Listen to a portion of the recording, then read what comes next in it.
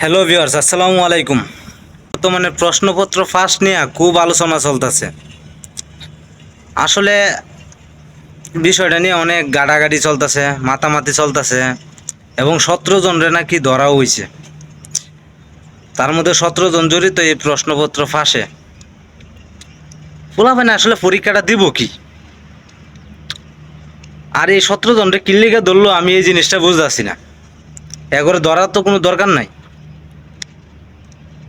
17 জনের পরীক্ষার প্রশ্ন ব্যস্ত, তাদের সংসার চলতো, কেউ কেউ আবার আল্লাহর রাস্তায় খরচ করতো, সব কিছু তো ভালোই চলতেছিল। মানে কি দরকারটা যা ছিল আমি এই জিনিসটাই বুঝতে পারতেছি না। এটা পুরোটাই অনৈতিক কাজ এবং বেআইনি কাজ। আমি অবিলম্বে এই 17 জন লোকের নিঃশর্তে মুক্তি চাই। এখন অনেকেই কইতারে কিল্লিকা এত বড় একটা খারাপ কাজ করছে, আর আবার মুক্তির দাবি, এটা আবার কেমন কথা? ভাই, যে জায়গায় পড়ালেখা বর্তমান সরকার এখানে লাইতেছে, বর্তমান সরকার এই ফুলাফাইন্ডে পড়ালেখার মতো কোনো সুযোগ সুবিধা দিতেছে না। যা পড়াইতেছে সব গুল্লাই যাইতেছে।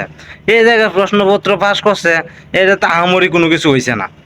বেটার কিছু ইনকাম হয়েছে, বেটার সংসার চলছে, মানব সেবা করছে, এটা খুব ভালো একটা কাজ করছে। আর হেন দেখি ফুলাফাইনের প্রশ্নপত্র কিনা এটা কিন্তু রাত ভরা ভরে মুখস্থ করছে। কিন্তু বর্তমান যে শিক্ষার কার্যক্রম, এই কার্যক্রমে কোনো ফায়দা নাই। বেটাটা তো একটু ফায়দা হয়েছেন যে একদিনে লেগে মুখস্থ করছে, যেটাই হোক। কিন্তু এখন যে শিক্ষা কার্যক্রম, এই শিক্ষা কার্যক্রমে আপনার বই লুয়ে ফুলাফাইনে বই তুইছে না, দরকারই নাই। ও টু ফাঁস হয়ে যাইতেছে। এরপরে কি আপনার এই কি ডিম বাজি শিয়াইতেছে, আশের ডাক শিয়াইতেছে, মানে কি একটা অবস্থা। আলু ভর্তা কেমনে করন লাগে। তো ওই সব কিছুতে হিসাবে আমি কই প্রশ্নপত্র ফাঁস করে দিছি, এটাও আসছে ভালো আছে। মানুষে হুদাই মাতামাতি করতেছে এটা লইয়া। আপনি নিউজটা দেখলে অবাক হয়ে যাবেন যে প্রশ্নপত্র বেচা টাকা কিন্তু বেটার কাছে একটাও নাই। জিগাইছে টাকা কই, সাংবাদিকে জিগাইছে, কয় টাকা সব খরচ হয়ে গেছে। কই খরচ করছে? আল্লাহর রাস্তায় খরচ করছে।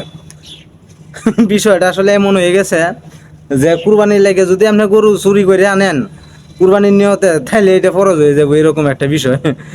যাই হোক, এখন এই প্রশ্নপত্র ফাঁসে এতদিন তারা কি করছেন?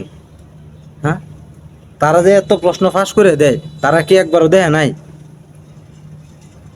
লোকটার এখন এই সংসার কেটা দেখবো, এই ফুলাফানের এই আশ্বাসটাই কেটা দিব যে না আমরা প্রশ্ন দিতাছি, তোরা চিন্তা করিস না, মস্ত করে পরীক্ষা দিবি, এই আশ্বাসটাই এখন কেটা দিব? হ্যাঁ, আর অনেকেই কইতেছে হ্যাঁ পড়াশোনার ক্ষতি, এটাতে হেরা পড়াশোনা করে না, প্রশ্ন ফায়ালা এই সেই। বা এখন কি পড়তেছে? বর্তমান যে শিক্ষা মন্ত্রী যে শিক্ষা চালু করছে, এই শিক্ষাতে আমনের ফুলামাইয়া কি শিখতেছে এমন? হ্যাঁ, কোনো লাভ আছে? বরং হেটাই লাভ আছেন যে মুখস্থ করতো, প্রশ্নটা পায়া একটা দিন মুখস্থ করতো। এটাই আমার কাছে মনে হইতেছে যে এটাই লাভ আছে। আর বর্তমানে এই কার্যকলাপে কোনো লাভ নাই, কোনো ফায়দা নাই। যাই হোক, ওনার লাগে আমার মন থেকে দিল থেকে দোয়া যাতে উনি ভালো থাকেন, সেই দোয়া করি। আর ওনারা যাতে কোনো রকম শাস্তি না দেওয়া হয় এই দাবি জানাই। কারণ উনি প্রশ্নপত্র বেচছে কিন্তু কোনো খারাপ কাজ করে নাই, উনি আল্লাহর রাস্তায় দান করছে, মহৎ কাজ করছে। তো ওই হিসাবে আমি কমু যে ওনারা মাফ করে দিন। আর 17 জন হেরাও তো পরিবার চালাইছে, নেটিয়া পয়সাতে, অন্য কিছু তো আর করে নাই। ফুলা ফাইনও শিখছে। কিন্তু এখন যে শিক্ষা কার্যক্রম, এই শিক্ষা কার্যক্রমে সে প্রশ্নপত্র ফাঁস হয়নি বলা, এই শিক্ষা কার্যক্রম দিয়ে কোনো লাভ নেই। তো ওই হিসাবে আমি মনে করি প্রশ্নপত্র ফাঁস হয়েছে, এটাই ভালো হয়েছে। বরং এইটাই উচিত, এটা চলমান থাকা উচিত। তাহলে ফুলাফানি একদিনের লাগে অন্তত পড়বো। আর এখন যে শিক্ষা কার্যক্রম চালু হয়েছে, এই শিক্ষা কার্যক্রমে ফুলাফানি পড়তেও না, কিচ্ছু না। এই আলু ভর্তা টালু ভর্তা ডাইল বালানি এইটা ডিম বাজি করন, এটা এখন ফুলাফাইন পারে, হ্যাঁ করার হিয়ার দরকার নেই। ওই জায়গা থেকে আমি কই যে আসলে 17 জন লোক মুক্তি দেওয়া হোক, ওইটাই ভালো হইব।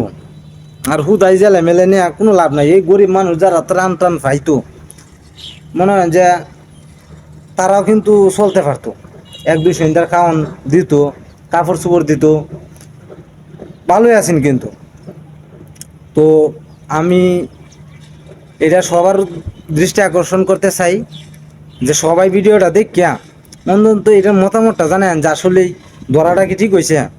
বর্তমানে এই শিক্ষা কার্যক্রমে থেকে তারা সাইডে দেয় এই প্রশ্নপত্র চুরি করা ফাঁস করে দেওয়ার লেগে অনুমতি দেওয়া হোক, এটাই আমি মনে করি ভালো এই বর্তমান শিক্ষা কার্যক্রম থেকে। আল্লাহ হাফেজ, আসসালামু আলাইকুম।